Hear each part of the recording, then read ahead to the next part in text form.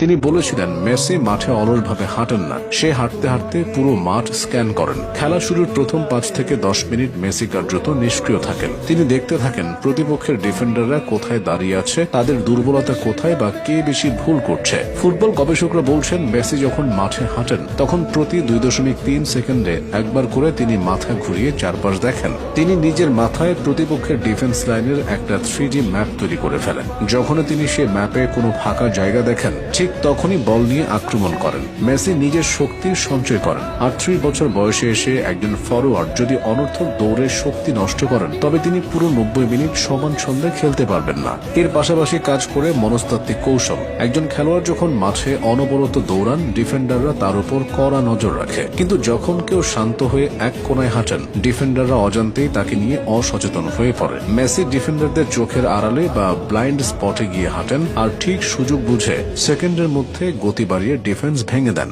তবে মেসির এই কৌশল সফল হওয়ার পেছনে তার দলের বিশাল ভূমিকা রয়েছে। আর্জেন্টিনার জাতীয় দল হোক বা ইন্টার মায়ামি, দলের অন্যান্য খেলোয়াড়রা মেসির হয়ে মাঠে বাড়তি দৌড়ানোর কাজটি করেন। রদ্রিগো ডি পল বা ম্যাক অ্যালিস্টারের মতো মিডফিল্ডাররা মাঠে রক্ষণের কাজ করেন এবং বল কেড়ে নেন। এর ফলে মেসি বল পাওয়ার পর